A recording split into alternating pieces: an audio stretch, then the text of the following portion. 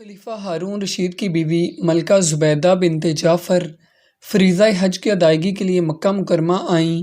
انہوں نے جب اہل مکہ اور حجاج کرام کو پانی کی دشواری اور مشکلات میں مبتلا دیکھا تو انہیں سخت افسوس ہوا۔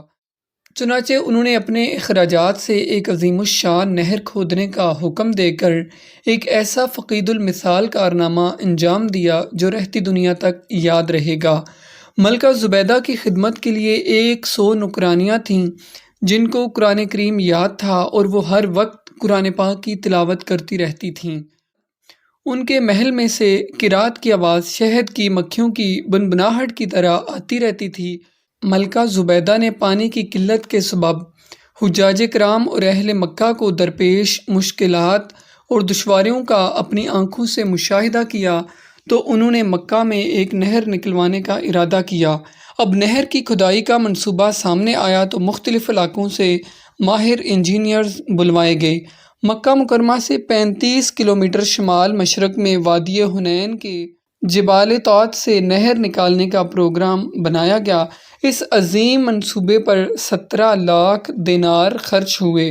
جب نہر زبیدہ کی منصوبہ بندی شروع ہوئی تو اس منصوبے کا منتظم انجینئر آیا اور کہنے لگا، آپ نے جس کام کا حکم دیا ہے اس کے لیے خاصے اخراجات درکار ہیں، کیونکہ اس کی تکمیل کے لیے بڑے بڑے پہاڑوں کو کاٹنا پڑے گا، چٹانوں کو توڑنا پڑے گا، نشیب و فراز کی مشکلات سے نمٹنا پڑے گا، سینکڑوں مزدوروں کو دن رات محنت کرنی پڑے گی، تب کہیں جا کر اس منصوبہ کو پایہ تکمیل تک پہنچایا جا سکتا ہے۔ یہ سن کر ملکہ زبیدہ نے چیف انجینئر سے کہا، اس کام کو شروع کر دو، خواہ کلہاڑے کی ایک ضرب پر 1 دینار خرچ آتا ہو۔